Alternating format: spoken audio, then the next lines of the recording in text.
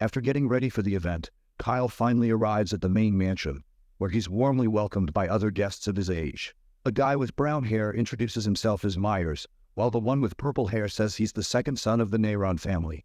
Looks like Mr. Purple Hair is going to be Kyle's future brother-in-law after all. Meanwhile, Count Neyron is frantically scanning the area, clearly on the lookout for his daughter. He is not sure why she's running late. He even tells one of the servants to go check on Iris. Kyle overhears this and starts to wonder if she might be upset because of him and is avoiding the event because he made her cry. Eventually, one of the maids escorts Lady Iris into the hall, and she immediately calls out to her father that she's arrived. Despite her young age, she has a surprisingly mature vibe and looks quite elegant rather than just cute. But she quickly gets flustered, like any young lady would when she spots Kyle, who is also looking every bit the lady killer. She approaches him, and Kyle immediately starts thinking about how he expected her to cry and sulk. But contrary to what he thought, here she is, which is quite surprising given her nature. Meanwhile, Iris's head is swirling with her own thoughts. She didn't expect him to look this handsome. I mean, she knows he's good looking, but the riz and aura he has is just otherworldly, especially in the clothes he's wearing. Finally, the Count Neyron tells everyone to take their seats and start dinner. Count also makes sure that Kyle sits right next to his future wife. However, Kyle doesn't seem too thrilled about this because he's worried she might start crying or get angry that he's sitting next to her. He quickly activates his mind's eye and notices that her personality characteristics haven't changed much. Despite this, it looks like her favorability toward him has increased by 30 points, which has gone from 40 to 10. This shocks Kyle because, after everything that happened and how she faced such a humiliating defeat, he expected her favorability to drop even further, not rise. But then he wonders if this is due to the appearance worship characteristic she has. There's a chance she sees him as nothing more than a decorative item. Anyway, Kyle enjoys a good dinner. The atmosphere during mealtime is warmer than expected, and Iris is quiet, behaving quite normally in front of her family without acting arrogant. While picking up the salt on the table, they both also accidentally touched each other's hands while Kyle was trying to help her by serving her some salt. And that unexpected touch totally flusters the lady. After that, the girl turns her head away in embarrassment to avoid any eye contact. While Kyle is probably thinking about whether she wants the salt or not, he decides to place it back on the table near her, and she promptly thanks him for his gesture. Kyle isn't sure what's going on or why she's acting so strangely. Even though her favorability has gone up, her attitude toward him has also gotten weirder. I guess Kyle is actually pretty oblivious to romance after all. I mean, who could blame him? He used to be a coomer who did nothing in his past life except play games. The next day arrives, and the first thing we see is a clueless look on Kyle's face. Apparently, Lady Iris is sitting right in front of him, and he wasn't expecting her to come personally just to meet him. After a graceful sip of tea, she reminds him that she is here to keep her promise. Now that she has lost, he will become her teacher, so she requests him to explain why his magic is so strong. She explains that his method is a bit different from the usual, and she has never seen anything like it in any magic book. She is desperate to know who taught him. She bombards him with a ton of questions, like whether he developed those powers by chance, and how he could perform double casting so easily. She is so excited to learn everything that she literally stands up from her seat in the heat of the moment, and politely, yet enthusiastically tells him to share everything he knows. Kyle feels overwhelmed by all her questions, and tells her to give him a minute to process everything first. He starts off by reminding her that if she actually wants to become his disciple and learn magic, she needs to work on her attitude as well. At first, Iris doesn't quite get what he's trying to say, so Kyle tells her directly that she has to be polite to others and not be unreasonable. She will need to think 3 times before getting angry with anyone. Well, it seems like this is just too much to ask of her. She tries to protest, asking why she should have to follow these rules when even her father doesn't force her to do so. But Kyle lets her know that if she can't change her attitude, he can't teach her magic either. The lady definitely tries to argue back because she thinks he's being too demanding. But Kyle reminds her that he's the only one who can use magic with the special method he has developed. He reveals to her that he has created mixed drive magic, which has never been published anywhere else, so she can't learn it from anyone but him. He even gives her a little demonstration, sure that since she is also learning magic, she understands the significance of his skills. Of course, the girl quickly acknowledges this, saying it's true, but she still doesn't feel comfortable. As much as she hates to admit it, she reluctantly and annoyingly accepts his conditions in the end. Kyle flashes a smile, saying he knows all too well the innocent face she's trying to put on, and that she can't fool him so easily. To help her keep her part of the deal, he reveals that he has made some preparations in advance. The girl is shocked again and asks what he's talking about, but she soon gets her answer when she sees a contract paper. He clears up any lingering doubts by reminding her that if she wants to become his disciple, All she has to do is accept the conditions and sign the contract. As she knows, breaking a signed magic contract triggers an absolute penalty imposed by the ancient gods, so he asks her to take it seriously. Plus, no magic can cancel a magic contract. She exclaims and asks why he's going to such lengths to make her sign, wondering if it's because he doesn't trust her. To this, Kyle doesn't shy away from admitting that yes, he doesn't entirely trust her. You see, Kyle is convinced that if her attitude problem could have been fixed with just words, it wouldn't still be an issue after 11 years. It's a tough trait to change, and he wouldn't have gone through all this trouble if it were an easy fix. He further tells her that this magic contract was originally given to him after the duel. Yesterday, her father came to Kyle, requesting him to teach his daughter well. After seeing Kyle's skill firsthand, he was certain that only our boy could get through to her. The doting father, almost in tears, even said that if Iris refused to listen to him, Kyle had permission to use this magic contract on her, one of the only 2 genuine contracts in their family. Now, in the present, Iris feels embarrassed and confused, realizing her father is the one who roped her into this. She's convinced he'd never say anything like that, so she tells Kyle he'd better not be lying. Determined to get answers, she starts to rush back to her father to ask him personally what's going on.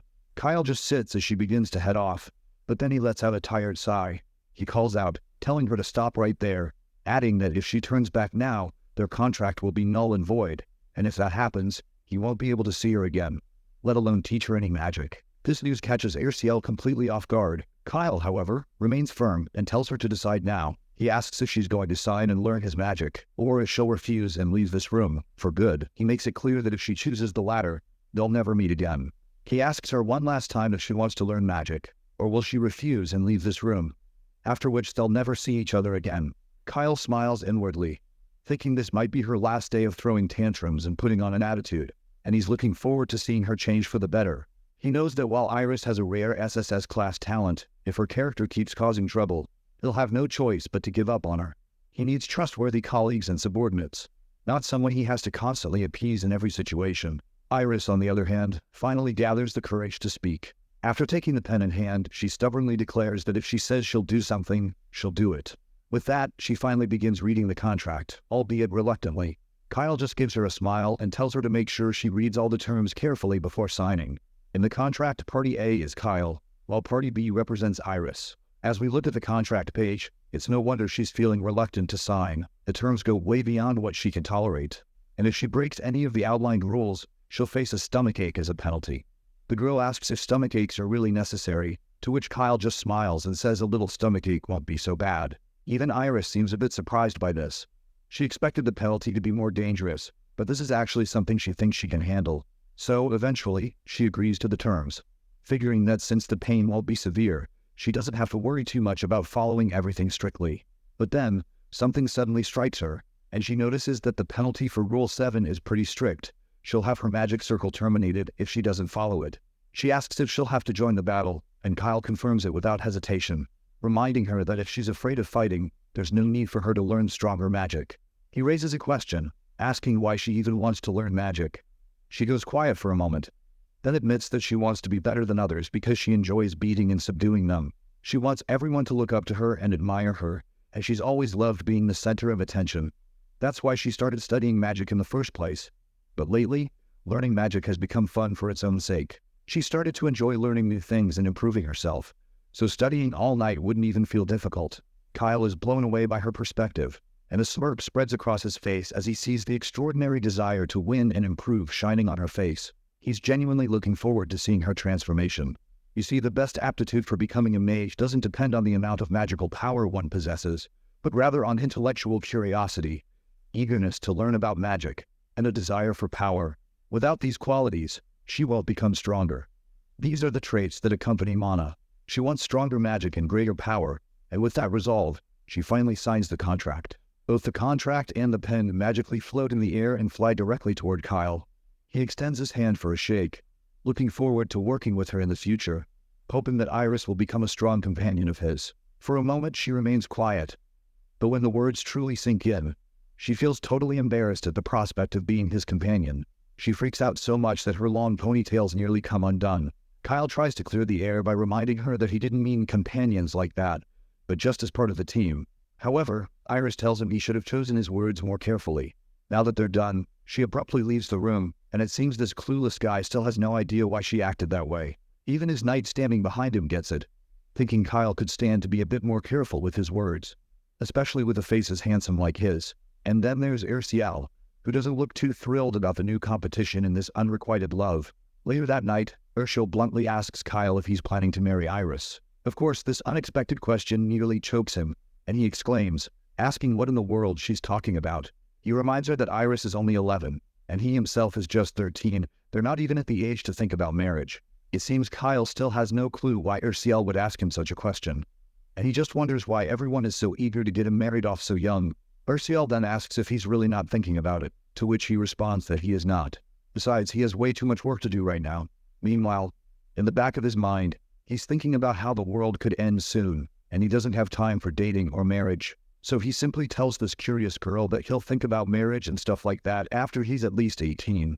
Erciel acknowledges this, then casually mentions that her mother is a beautiful woman, so she's sure she'll grow up to be beautiful too. With that, she dashes off, wishing him a good night. Kyle, left behind, feels both embarrassed and flustered, wondering why she would even bring something like that up. Kyle thinks about how kids in this era seem a bit more mature. Even Erciel seems to be concerned about marriage already. He feels flustered as he considers that she's already quite pretty, but she'll likely become even more beautiful as she grows up. Then, he remembers something about her mother. Erciel came from the Halayan Baron family, but after her family fell into ruin, they were stripped of their social status, and she was sold into slavery. Her father and brothers are dead, but her mother and sister are supposedly still alive. However, he doesn't know where they are. He figures Erciel must be curious about her family, but she hasn't brought it up, which makes him wonder if she doesn't want to know where they are or if it's too painful for her to talk about. Whatever the case, he's determined to find out what's going on. A few days later, Kyle and his party take the carriage back to their mansion.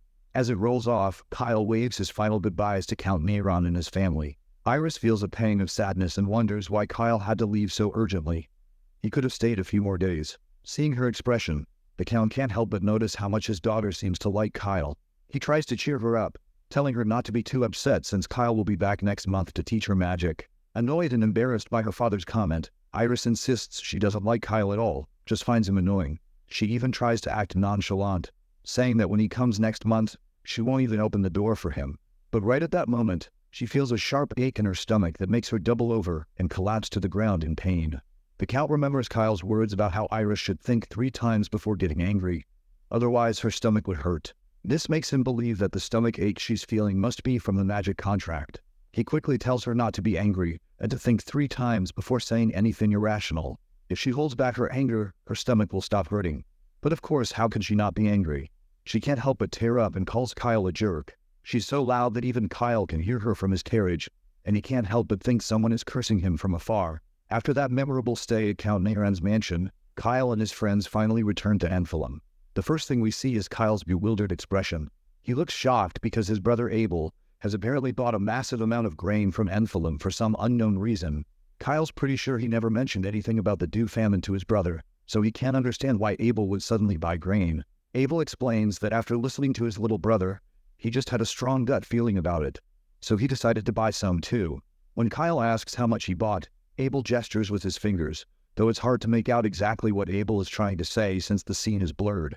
But whatever amount it is, it's enough to shock Kyle to his core. He's stunned to learn that his brother has bought 100 times more grain than he did.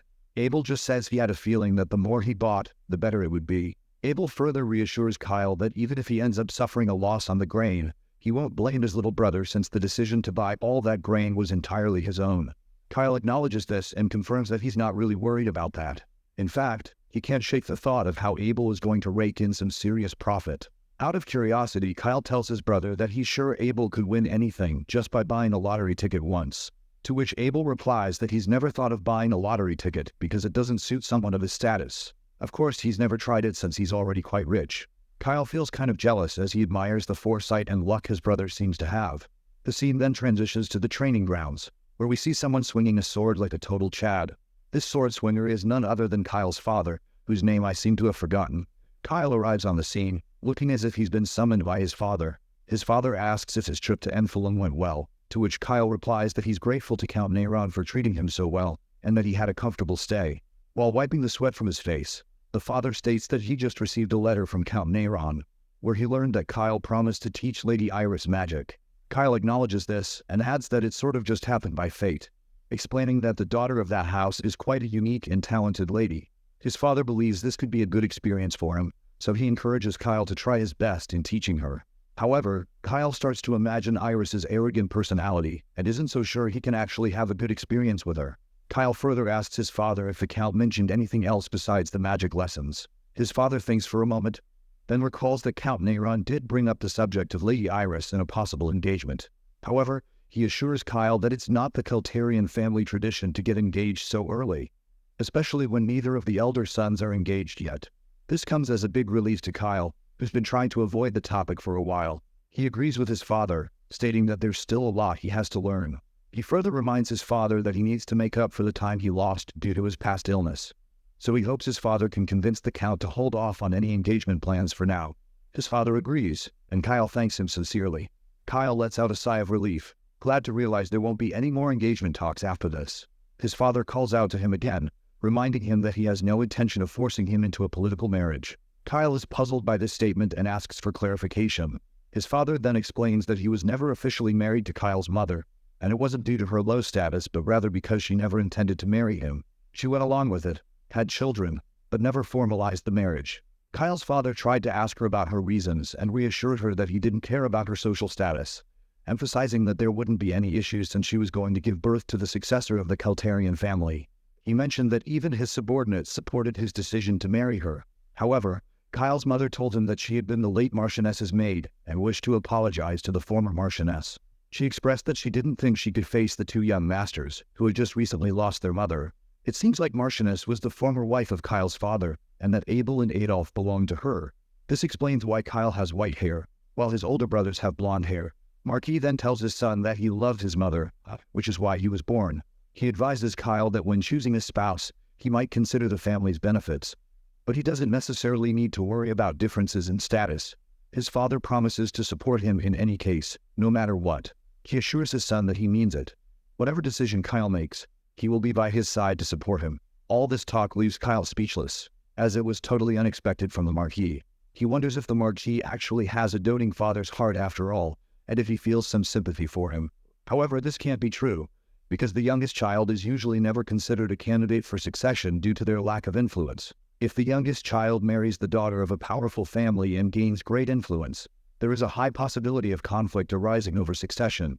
His father is a man who values lineage success above family relations, and until the succession structure is completely stabilized, Kyle wants to avoid getting into trouble. Now, he understands that this is what his father is concerned about. Kyle finally agrees with his father and tries to brush it off by saying that since he is young, he doesn't know much about complicated matters. For now, it's important to remain as the harmless youngest child. By the way, I finally remembered that our boy's father's name is Remton. Anyhow, Kyle asks if he has permission to leave since they've discussed everything he came for, and he needs to go study at the library.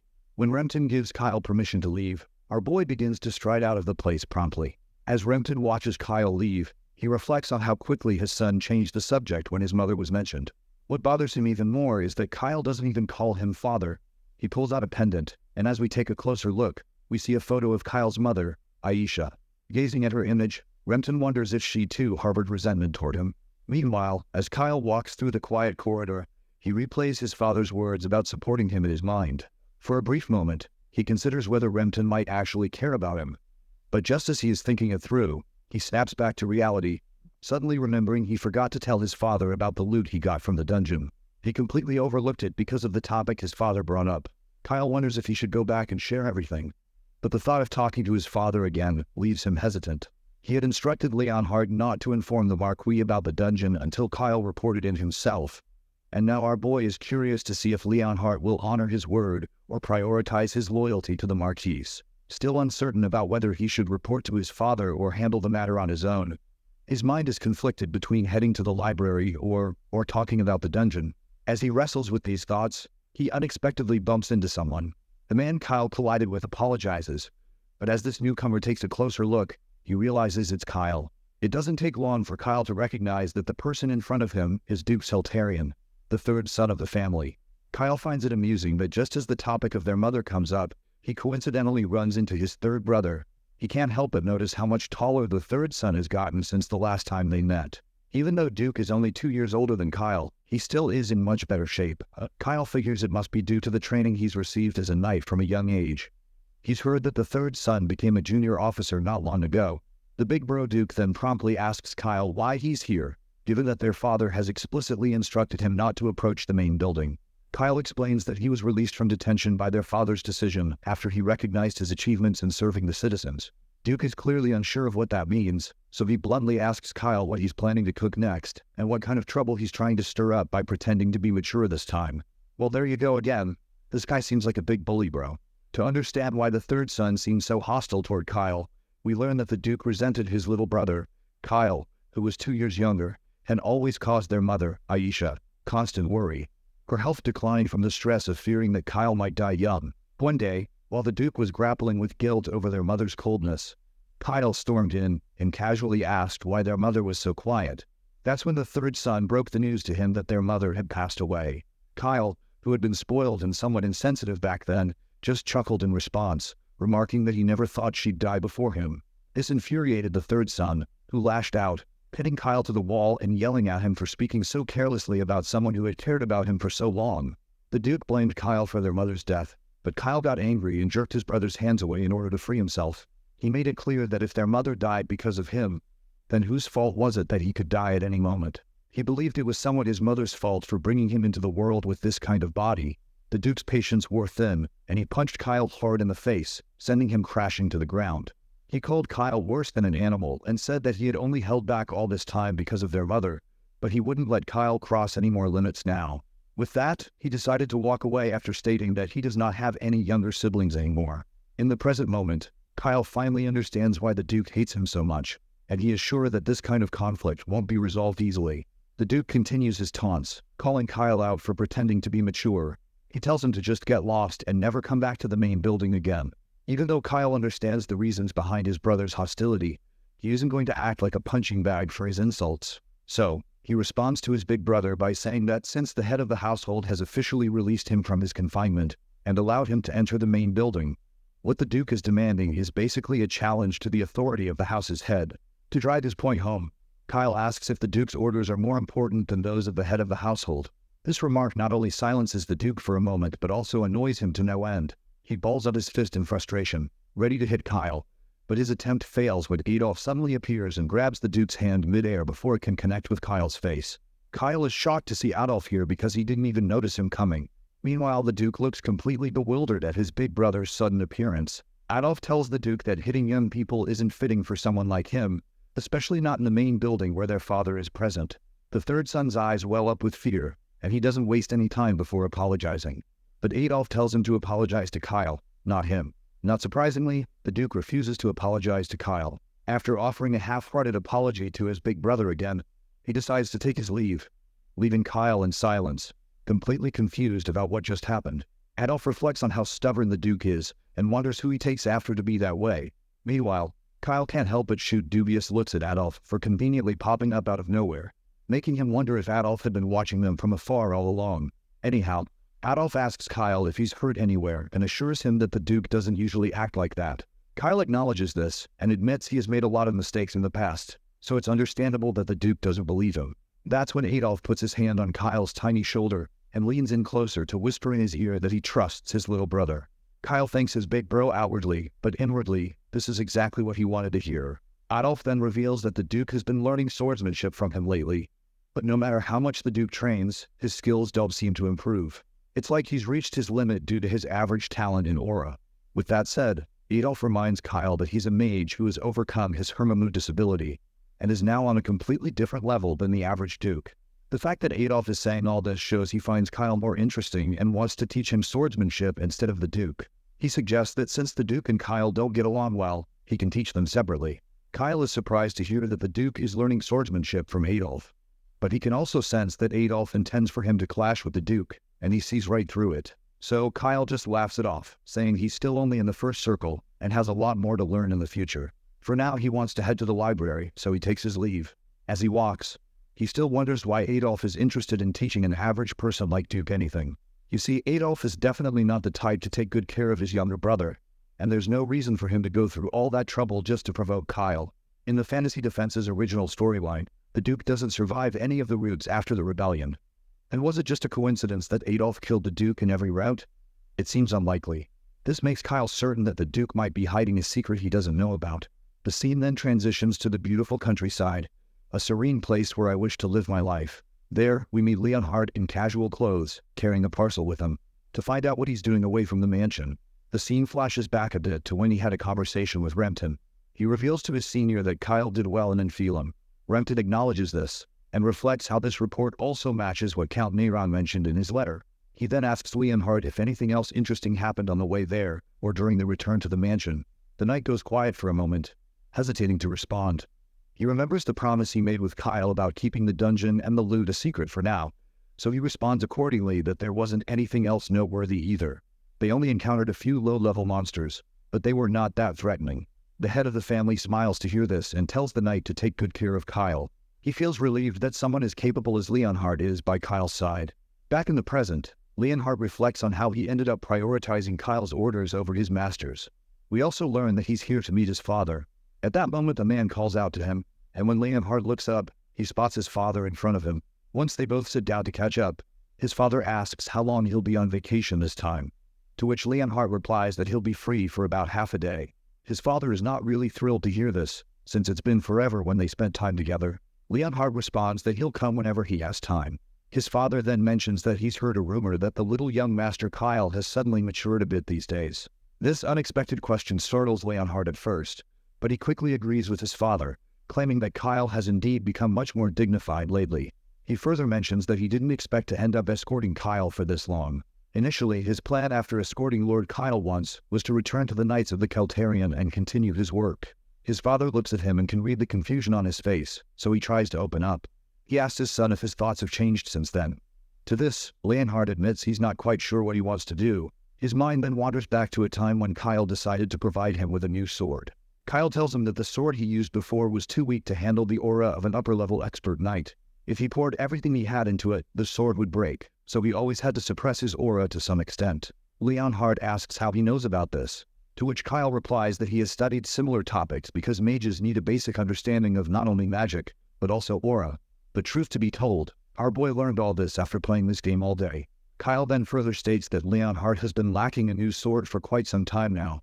Since he was busy with his guard duty all the time, he didn't get the chance to get a new one, so Kyle always felt bad about that.